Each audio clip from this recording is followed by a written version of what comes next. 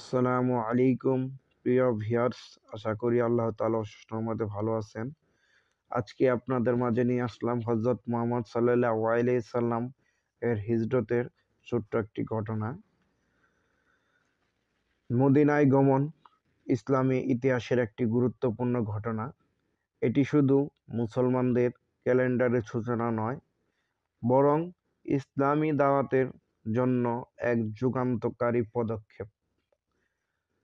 হিজরতের প্রেক্ষাপটে হযরত মুহাম্মদ সাল্লাল্লাহু আলাইহি সাল্লাম মক্কায় ১৩ বছর ধরে ইসলাম প্রচার করেন। কিন্তু কুরাইশরা তার দাওয়াতকে কঠোরভাবে বিরোধিতা করে মুসলমানদের উপর নির্যাতন বাড়াতে থাকে। এমনকি হত্যা, সামাজিক বয়কট, সম্পত্তি লুটপাট সবই ঘটতে থাকে। ইয়াসরিবের মদিনায় আমন্ত্রণ। মদিনার তৎকালীন ইয়াসরিব কিছু লোক হজরত করতে এসে ইসলামের প্রতি আগ্রহ হয় এবং ঈমান আনে। ধীরে ধীরে মদিনায় মুসলমানদের সংখ্যা বাড়ে। ১২ জন এবং পরে ৭৫ জন লোক আকাবা নামক এক স্থানে হযরত মুহাম্মদ সাল্লাল্লাহু আলাইহি সাল্লাম এর সঙ্গে গোপনে বৈঠক করে। তারা নবীজিকে মদিনায় আমন্ত্রণ জানান এবং প্রতিজ্ঞা করে যে হযরত মুহাম্মদ সাল্লাল্লাহু আলাইহি সাল্লামকে সাহায্য করবেন। হিজরতের শুরুর দিকে কুরাইশদের যে ষড়যন্ত্র ছিল, কুরাইশ নেতারা নবীজিকে হত্যার ষড়যন্ত্রে মেতে ওঠে। তারা একত্রে সবাই মিলে পরিকল্পনা করে যে বিভিন্ন গোত্রের যুবকেরা একসাথে হামলা করলে তার হত্যার দায় কারো উপর পড়বে না। হিজরতের মধ্যে হযরত আলী রাদিয়াল্লাহু তাআলা আনহার ভূমিকা অনেক অপরিসীম। নবীজি তার ঘরে থাকার বদলে হযরত আলী রাদিয়াল্লাহু তাআলা আনহাকে নিজের চাদর দিয়ে তার বিছানায় শুতে বলেন। আলী রাদিয়াল্লাহু তাআলা সেই সাহসী কাজটা করেন।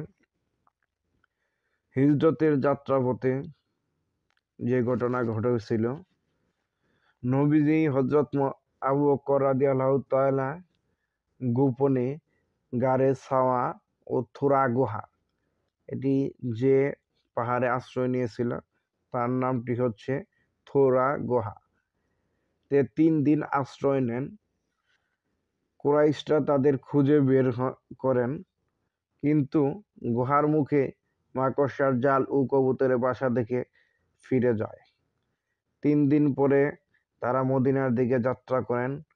পথে আবু বকর রাদিয়াল্লাহু তাআলা আনহু এর কন্যা আসমা রাদিয়াল্লাহু তাআলা আনহা খাবার পৌঁছে দিতেন।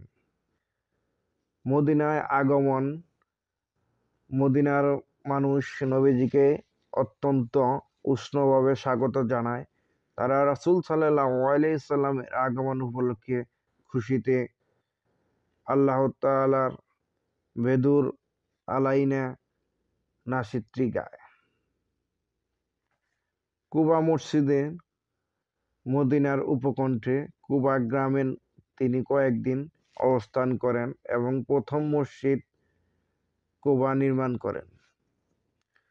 হিজরতের তাৎপর্য হল ইসলামিক রাষ্ট্র প্রতিষ্ঠার প্রথম ধাপ, মুসলমানদের স্বাধীনভাবে ইবাদতের সুযোগ, রাজনৈতিক ও সামাজিক কাঠামো গঠন, ইসলামিক ক্যালেন্ডারে হিজরি সালের সূচনা।